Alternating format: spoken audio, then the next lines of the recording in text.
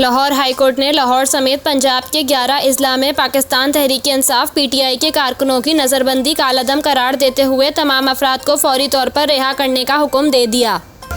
Justice Safdar Salim Shahid ने दरख्वास्तों पर 9 सफ़हात पर मुश्तमिल तहरीरी फैसला जारी कर दिया। अदालत ने अपने फैसले में डॉक्टर यास्मीन राशिद समेत दीगर अफराद की नज़रबंदी के अहकामात खिलाफ कानून करार दे दिए हैं। फैसले में कहा गया है कि 9 मई के हैरानकुन वाक़े ने पुरअमन और जमहूरी मुल्क की मस्ख़शुदा तस्वीर पेश की। अमन व अमान कायम रखना हुकूमत की जिम्मेदारी थी। अदालत ने लाहौर, वज़ीराबाद, झंग, शेखोपुरा, हाफिज़ाबाद, सियालकोट, मंडी बहाउद्दीन, गुजरात, ननकाना साहब, गुजरांवाला और नारवाल में PTI कारकुनों की नज़रबंदी को कालादम करार दिया है। फैसले में कहा गया है कि 9 मई को सियासी लीडर की गिरफ्तारी पर मुल्क भर में अफसोसनाक रद्द-ए-अमल आया।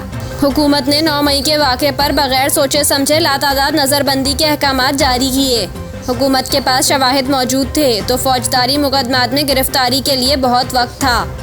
जस्टिस सफदर सलीम शाह का कहना है कि गिरफ्तार अफराद को इल्ज़ामात का पता तो हो ताकि वो अपना दिफा कर सकें। बगैर मुकदमात के शहरियों को उठाकर जेलों में डालना अफसोसनाक है। डिप्टी कमिश्नर्स की जानिब से डिस्ट्रिक्ट पुलिस ऑफिसर की रिपोर्ट पर शहरियों को जेलों में डाल दिया गया। डिप्टी कमिश्नर्स का नज़रबंदी का फैसला खुद पब्लिक मेंटेनेंस ऑर्डिनेंस MPO 1960 के सेक्शन 3 की खिलाफ वर्जी है।